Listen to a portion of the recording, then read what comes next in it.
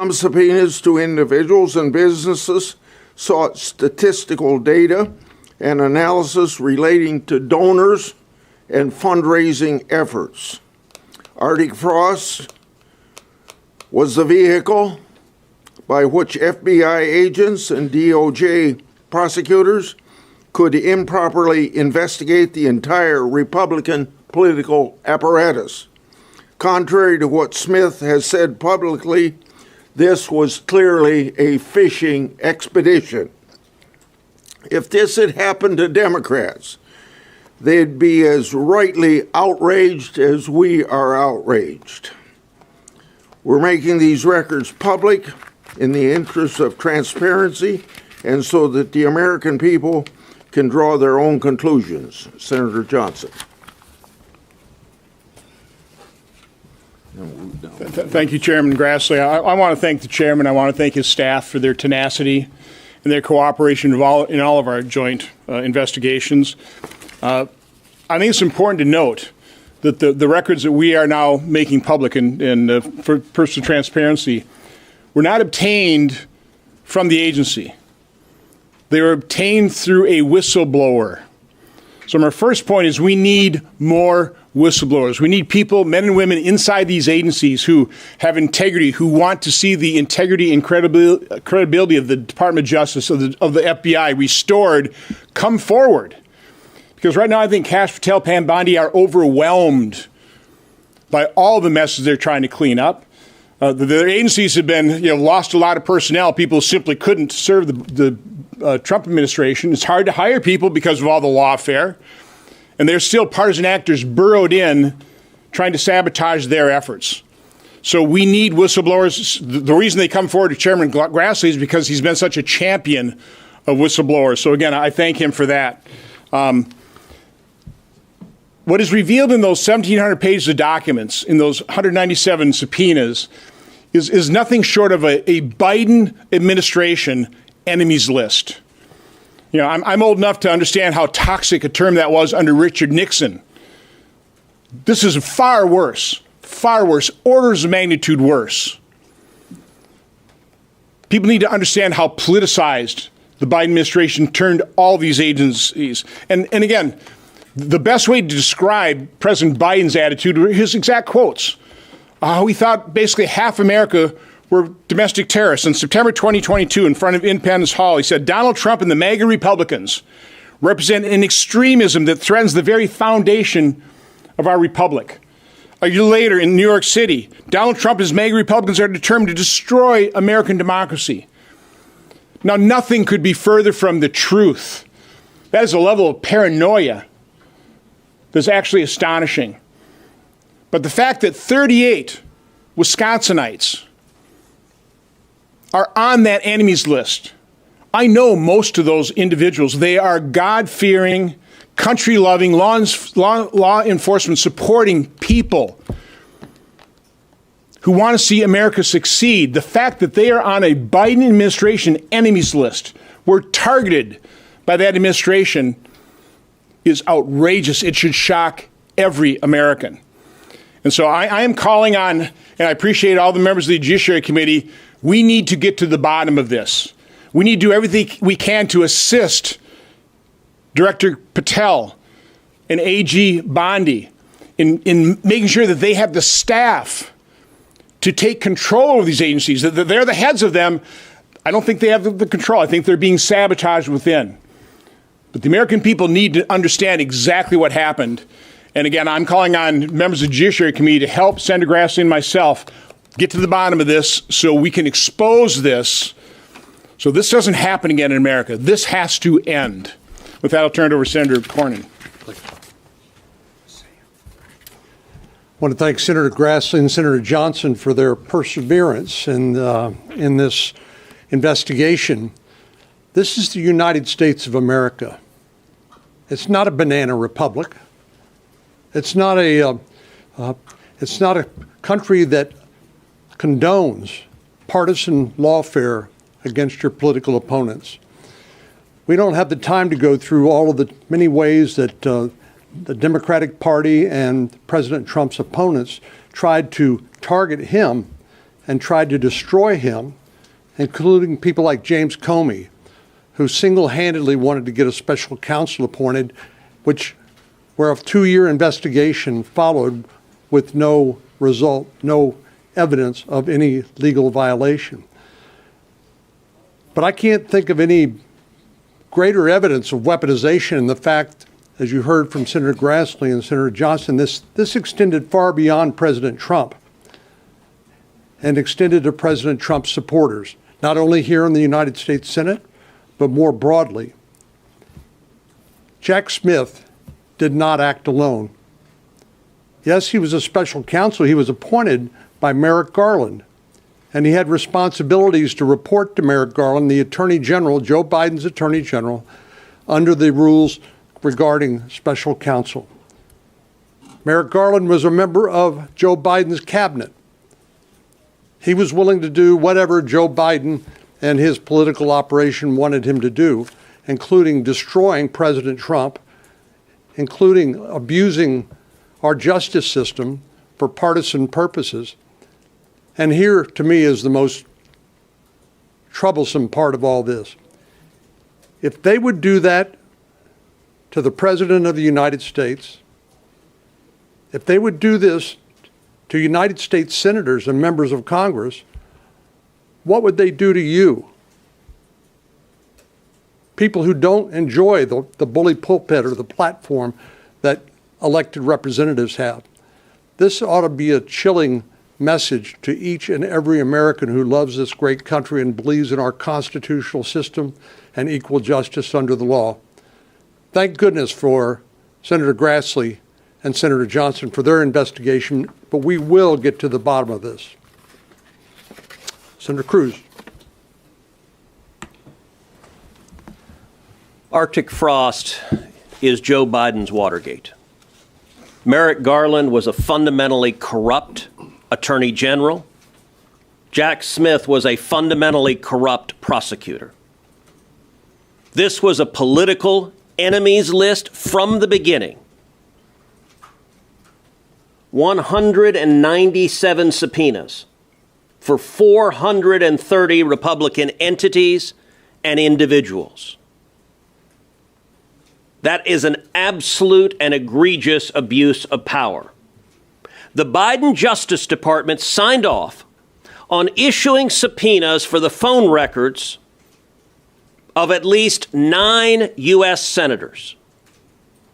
20% of the Republicans in the United States Senate were the target of this fishing expedition.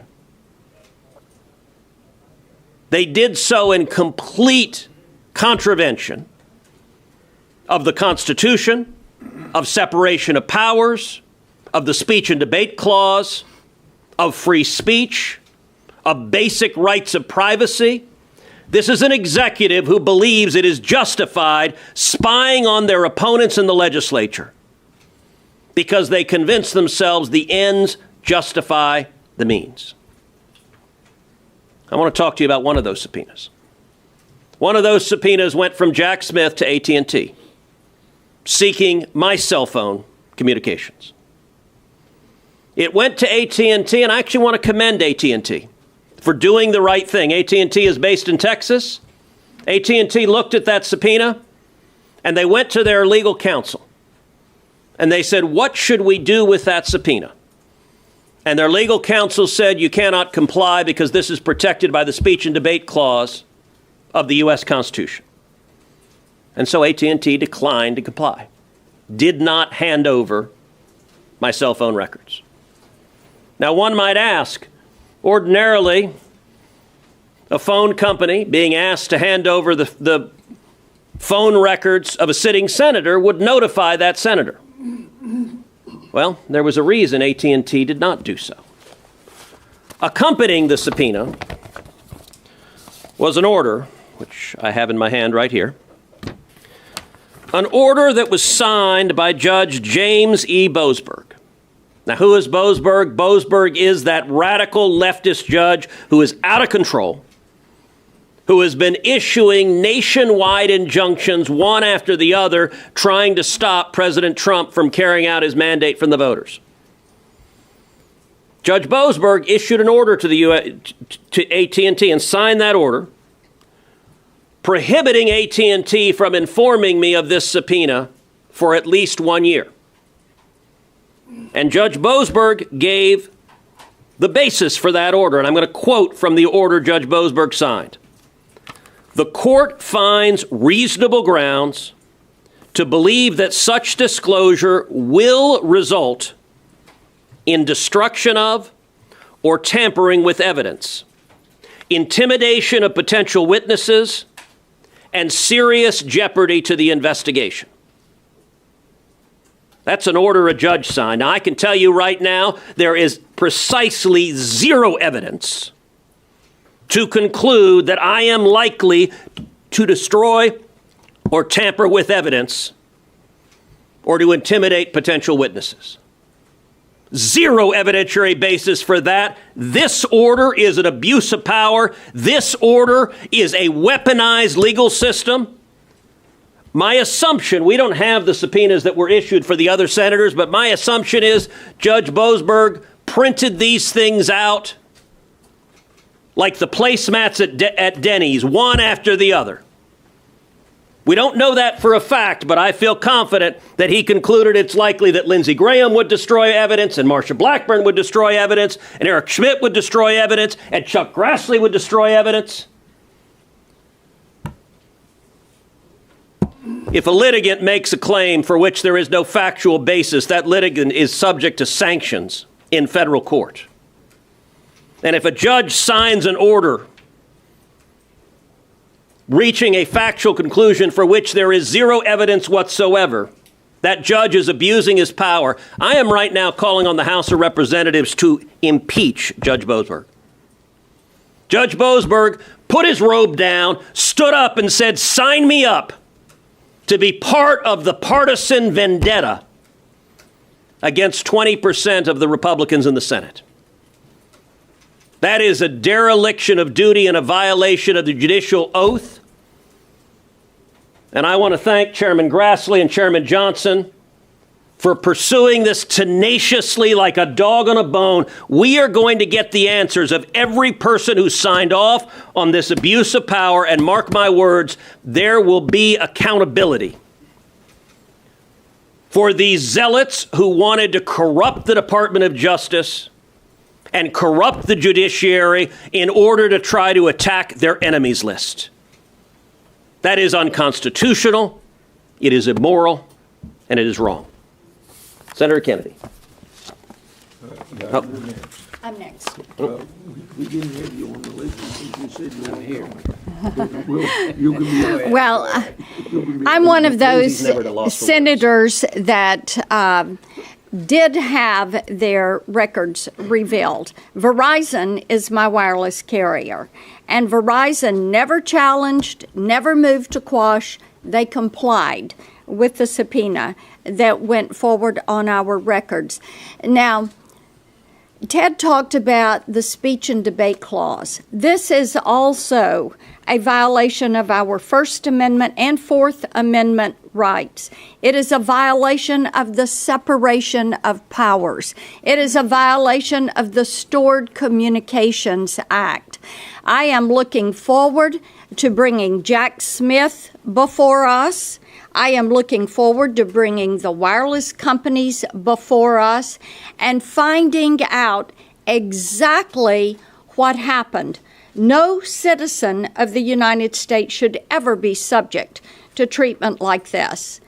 And as Senator Cornyn said, if they are doing this to us, what did they do to all the moms and dads that went to school board meetings? What did they do to the pro-lifers that stood on a sidewalk and held a sign? What did they do to people that were supporting President Donald Trump or people that were supporting Republican candidates? Jack Smith moved forward after Christopher Wray wrote a memo on April 4th of 22. And you all should read the memo. It is how to write. It's going to be textbook for how to write a fishing expedition memo. Nebulous, vague language. Alleging, assuming, things that should never be done.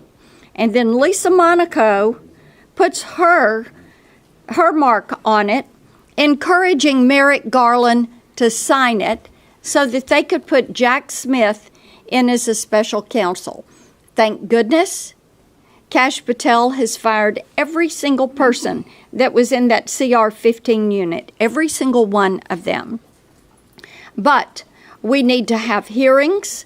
We have encouraged the DOJ to refer Jack Smith to the Office of Professional Conduct, and they need to work with us to provide the documents so we can have a more fulsome picture about what has transpired with this. It is worse than Watergate. It is deep, it is wide, and we are just beginning to scratch the surface. Okay, and Schmidt. Well, Lindsay, go ahead. Lindsay. No, go ahead. We'll do it by height. That'll go. You're on the short end of that one. Yeah. I'm closer to the earth. So here's what I'm thinking about. If Trump had not run in 2024, would any of this happened? No. So what I want to explain to the people of the country is that within several days of him announcing, I'm going to seek the White House again, an avalanche began to form. And I really do believe that none of this would have been happening if Trump had set out the 2024 cycle. But once he announced, I'll have my own chart one day, we'll show you what happened and when it happened. Within about 8 months of announcing, he had 91 felony charges against him in Georgia and New York and other places. So here's what I think. That when he said he wanted to have a political comeback, it triggered the Democratic machine to destroy him before he could ever get started. And in their effort to destroy him, there were no boundaries. The goal was to stop Trump and to look at anything and everything that could stop Trump and ignore the Constitution and a lot of other things. I was the chairman of the Judiciary Committee in January 2021. I don't know about you, but I'm offended that somebody in 2023 would subpoena my phone records to find out where I was at when I called somebody and who I called and where they were at. It's not their damn business. I have a constitutional duty, like the rest of us here, as chairman of the committee regarding the 2020 election. I don't think the 2020 election bothered anybody until Trump decided to run in 2024, legally. So what I want to do is pursue what happened system-wide. Was there contact between Jack Smith and Fani Willis? I got caught up in that crap. I'd spent over $1 million. Now, she's been kicked off the case. Was there a coordination between Jack Smith, Fani Willis, Alvin Bragg, Letitia James? Did they talk? Did they share information? Is it just an accident that all this happened within days of Trump announcing, and within 8 or 9 months, the Republican candidate, one of the candidates for president, had 91 felony charges in the deepest blue districts in the friggin' country? You think that happened by accident? I don't think so. And we're going to get to the bottom of it. And I want to know, was there any coordination between Fani Willis and New York by Jack Smith? We're going to get every piece of paper we can get. And I want Jack Smith to come forward, but I want the information first. He's not coming and testify when we're in the dark to the Justice Department. Please expedite the requests made by Senator Grassley and Johnson to give us any information that may exist between Jack Smith and Fani Willis, Alvin Bragg, and Letitia James. I want to know, did they talk? If they talked, what did they talk about, and when did they talk? As to me, I want to know why Verizon did the opposite of AT&T. I want to know what they asked for and how deep and how wide it went. And I want to know if there's an order signed by a federal judge basically slandering me, saying you can't tell Lindsey Graham because he'll do bad things. Now, if that happened, I'm not going to let it go. I'm not going to give it a pass, nor is Ted or the rest of us. So we're going to get to the bottom of it for the benefit of the future. If this can happen to Trump, it can happen to anybody that the system doesn't like. And the system one day can come after you, is what's being said here. So people literally need to pay a price for this. Some people may need to go to jail. Some people may need to be fired. But if they violated my constitutional rights, if they trampled on the separation of powers involving me, I'm going to sue the hell out of these people. I think what happens sometimes in this town is that we have multiple news cycles in one day, and big events can sort of get lost in all the things that are happening in the news of the day. But I think that in this instance, I can't think of a bigger political scandal in the last 100 years. So if you want to compare it to Watergate, this is 100 times worse than Watergate, and here's why. To sort of amplify the point that Senator Graham was making, 3 days after President Trump announced he was running for president, this system was weaponized against him. Jack Smith, who is notorious in prosecutor world as being a Stalin-like, show me the man, I'll show you the crime prosecutor. That's the guy you appoint when you want to get your political opponent. He's a dirtbag. A dirtbag. And I hope he comes before this committee. He's got a lot to answer to. He not only went after President Trump, he went after sitting senators. At the time, I was the chairman of the Republican Attorneys General Association. Ashley Moody was also on the executive board. He came after us. And also hundreds of other people who happened to be Republicans in the United States of America. What else happened? The number 2 prosecutor in Atlanta, a state prosecution of President Trump, which was ridiculous to begin with, somehow meets with the White House. The number 3 person at the Department of Justice leaves the number 3 job at the Department of Justice to go work for Alvin Bragg, a state prosecutor. Why is that? This was an effort to go after political opponents in America like we have never seen before. It can never happen again. And let me pull a couple people out outside of Jack Smith. Judge Boasberg. Judge Boasberg gave a speech about how he was going to thwart the Trump agenda before he got those cases. He was not the assignment judge. The D.C. courts have a daily assignment judge. He wasn't the assignment judge. He's on vacation. Somehow gets these cases at 1 a.m. Was he tipped off? Did somebody tell him these cases against President Trump and his agenda now were coming? I don't know. We should find that out. But Judge Boasberg, what he did to Senator Cruz and maybe other senators, absolutely, and I don't say this lightly, absolutely is worthy of impeachment proceedings.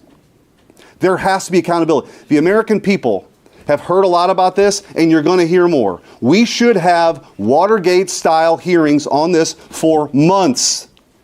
If we're ever going to root this out, we have to be serious about it, and consequences have to follow. Resignations, firings, criminal prosecutions. You simply can't, in this country, use the justice system to throw people in jail because they have a red jersey on or a blue jersey on. It's completely unacceptable, but they never forgave President Trump for coming down the escalator in the first place. That's what this whole thing is about. And they can't actually believe they're in the position now that the American people sent him back. And if he didn't win, not just did he run, if he wouldn't have won, we would never know any of this stuff. Absolutely. It's just the mere fact that he won, delivered a historic political comeback nobody alive today has ever seen. Is this an issue? So we have to actually do something about it, or it will happen again. I want to thank Chairman Grassley for his leadership, only because of the respect that he has with whistleblowers and his dogged determination and that of Senator Johnson are we even here today. And there's a lot more to come. This is just what we know right now. There's a lot more that's going to come. Well, we appreciate you hanging with us and paying attention as we went through all of this today. If you don't know me, I'm Ashley Moody. I am the most junior member of the Judiciary Committee. But I showed up in January. I've been here 9 months, and I cannot tell you how shocked I have been at what transpired under the last administration. I now show up with a background as not only a lawyer, a federal prosecutor, a judge for over a decade, and the Attorney General of Florida to make sure that this country gets back on course. Because let me tell you about countries like Venezuela, whose own government went after their enemies, and that didn't just include those who were rightfully and duly elected by the people. They went after news organizations and journalists. They went after allies and people who supported freedom and democracy. And most of the people from that country who fled reside now in the state of Florida. Meeting with former Supreme Court justices from Venezuela, I heard time and time again this story that we're telling you today.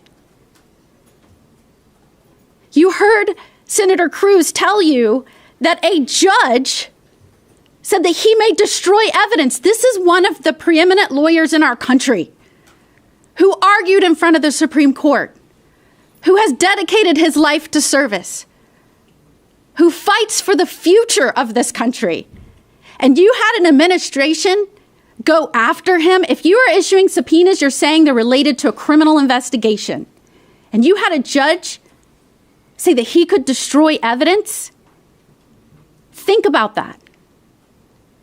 They were trying to wipe out the leaders of a cause for a next generation.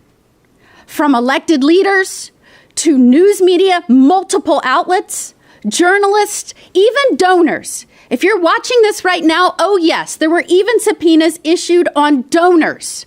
Your information. If you believed in a cause and thought so highly of it, those things that we stood for, and you put your money where your mouth was, your information was sought.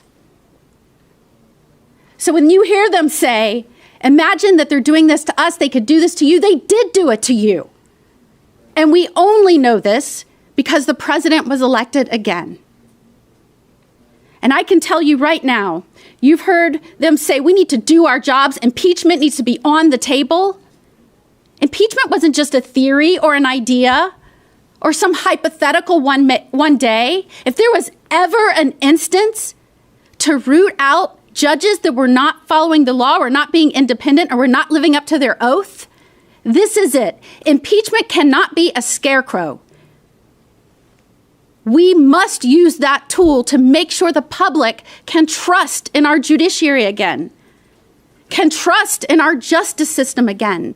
Because if you ask the Supreme Court justices that fled to the United States from Venezuela, they would tell you when their justice system went, when the people no longer trusted that it was independent, they lost their nation.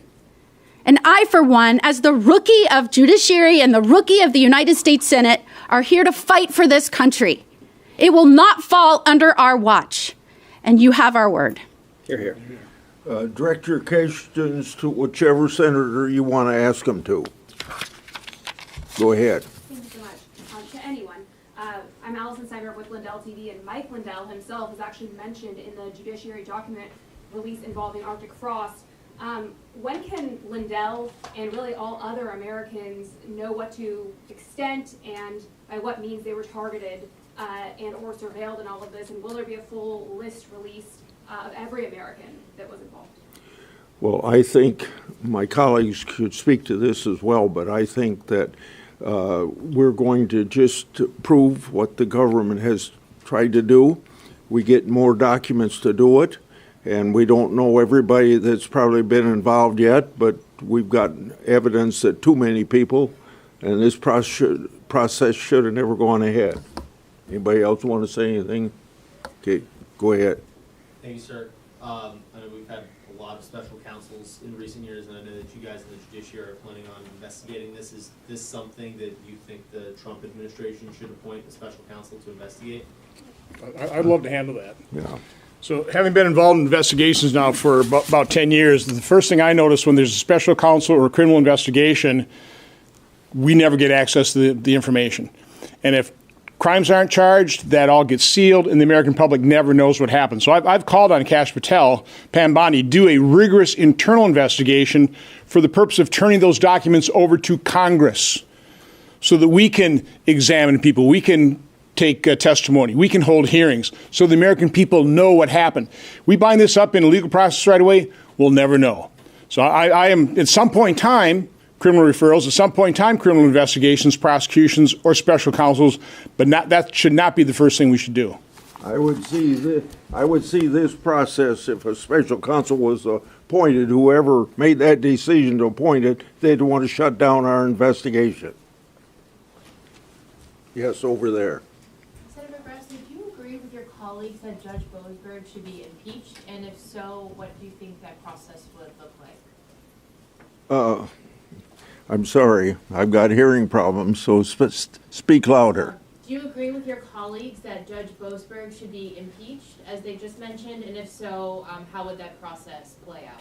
With the hearings, you mean? Mm-hmm. Well, first of all, we want to make sure that we have all the documents, all the information that we can possibly get, so we know when these people that come before us, they know what to say or not to say, and we got to make sure that we got the documents so when they lie to us, we can challenge them.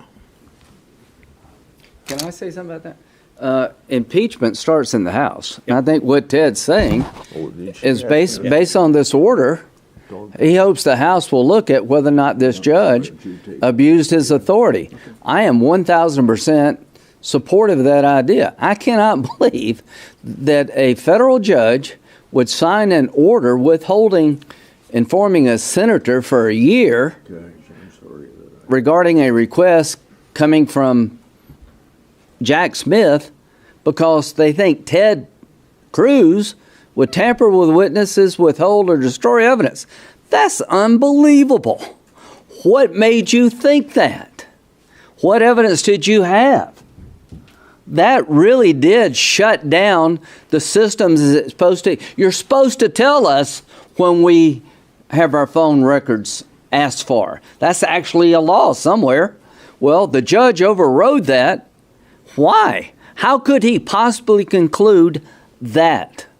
What evidence did he have? If there's no evidence, then I think he chilled the ability of Senator Cruz to be able to react in real time and violated the way this whole system's set up. They're supposed to call us. We had a judge's order saying, don't tell Ted for a whole year because Ted may destroy evidence and tamper with witnesses. That is BS. I hope somebody will look at that. And just one tweak, the judge didn't say I may destroy evidence.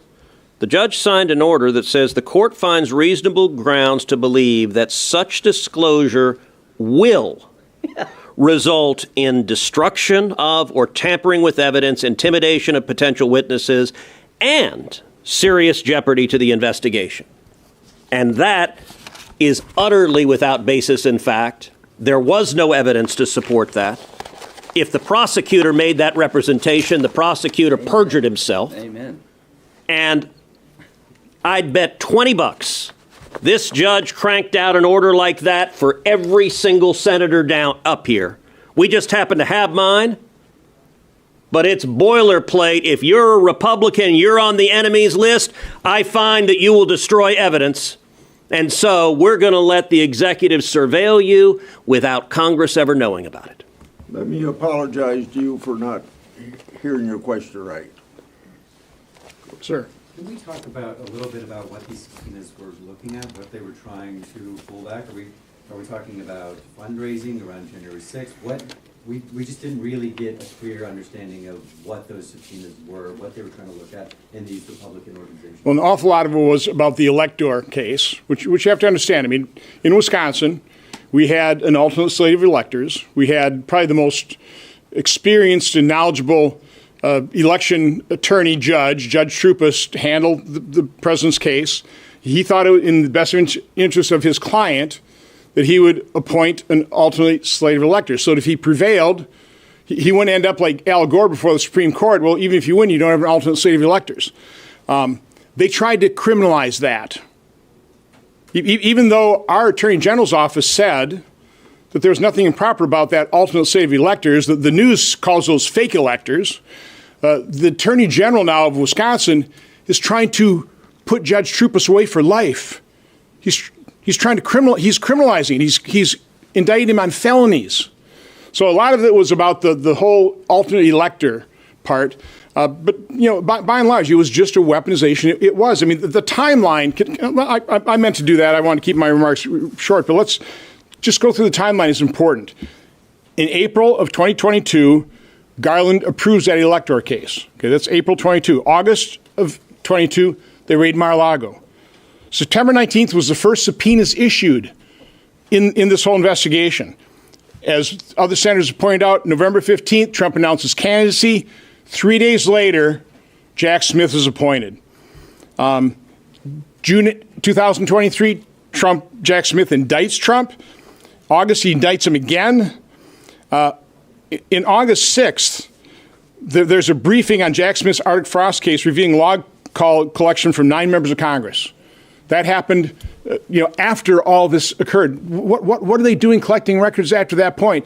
And the final point of this, in November of 2023, Lisa Monaco changes the procedures on collecting telephone information or information on members of Congress. Like somebody at some point in time realized we better cover our backside. So again, this was an enemies list. This was a political witch hunt, and it's all politicized. It's all about trying to keep President Trump on office. And let me add a little bit in answer to your question. So President Trump announced his candidacy in November of 2022. This subpoena was signed on May 25th of 2023. So it was about 6 months after he announces his candidacy. I assume the others were contemporaneous, although we don't have that information. You asked what did it cover. Here's what the attachment to the subpoena says. Provide the following records from January 4th, 2021 through January 7th, 2021. Subscriber information. Names, including subscriber names, user names, and screen names. Addresses, including mailing addresses, residential addresses, business addresses, and email addresses. All call detail records, including but not limited to detail records for inbound and outbound calls, text messages, direct connect, and voicemail messages. So every text that a sitting senator received, every text that a sitting senator sent, every voicemail that you had, all of the data the phone company had. Length of service, including start date, types of service, and it goes through means of source of payment for such service. It goes through record of sessions, times, and durations, and temporarily assigned network addresses, such as internet protocol addresses associated with those sessions. So they're looking for, among other things, geolocation of where you were. This is flat-out surveillance. And by the way, the Supreme Court has concluded that law enforcement can't get geolocation from a cell phone without particularized evidence of a crime. They didn't have that. This was a fishing expedition to say, give me everything you got on 20% of the Republicans in the Senate. Like 30 months after the 2020 election. Yeah. Just real quick, Jack Smith recently said he wanted to testify in a public setting, and I know that he sort of gave a list of preconditions. First, do you have an update on whether or not he'll testify, and any of those preconditions kind of stand out to you? Are you having a problem with any of them? You're saying Jack Smith wants to testify? Yeah, again, we need the documents first so we can determine whether he's telling us the truth or not. Otherwise, he comes in with all the advantage. So, no, we need those documents. That's why we need Cash Patel. We need them to gain control of their agency, which is difficult to do, to turn these records over so we're prepared to either have them give a transcribed interview or do a hearing. And I will say, too, Senator Cruz talked about his subpoena. We released the subpoenas. They are broad. These are not narrow, targeted subpoenas. They're looking for everything but the kitchen sink. I mean, trust me, you would not want to get a subpoena like that. And let me also put, just from the AG perspective, if it wasn't for when I was AG and the Republican AGs pushed back on the Biden agenda, right? We took the vaccine mandate to the Supreme Court, we won. On the student loan, and won. We took the student loan debt forgiveness case to the Supreme Court, and we won. We fought against all the overreach from COVID. We took on all those issues and won. So if that's a predicate for criminal prosecution, because you're the constitutionally elected lawyer for the people of your state, pushing back against illegal activity from a president. I can't think of a more chilling activity that this previous administration headed by Biden and then, of course, his minions who were doing his dirty work were. That's, again, why, I think it's just easy to kind of like, oh, there's another, whatever, it's another story, and oh, there's another. Like, if you put this in its full context and laid it out in a book, you would not think it happened in the United States of America. Who wants the very last question? You. Thank you. Kind of piggybacking off of this question about Jack Smith's public testimony, if that's happening, you guys are saying that you need Kash Patel to get you those documents. Do you have any estimate on a timeline of what that would look like? Are you sending people to help? What is that? You're saying you need staff?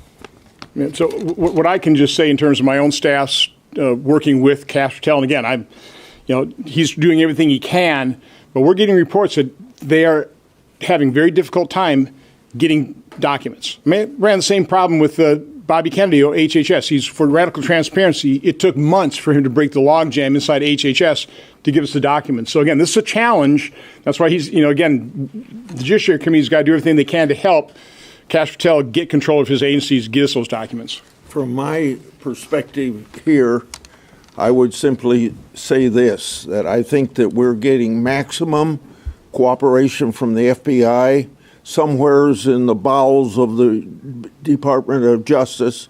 One of two things: either it takes a long time to go through this stuff, or they're looking for an excuse not to give it. But quite frankly, we've got to have the Attorney General jack the people up that are under her, that are keeping us from getting these documents. And I made that statement not only to you just now, but in one of our hearings within the last 2 weeks. Made very clear that this is something that we're trying to get out to the public to make sure all the wrong that's been done to President Trump over the last 10 years, and for the historical reason to make sure it doesn't happen again. We want this out, and I would think that it would be in Trump's own interest to tell the Justice Department that this stuff ought to be made public so that we never have it happen again, not just to him, but to anybody else. Thank you much.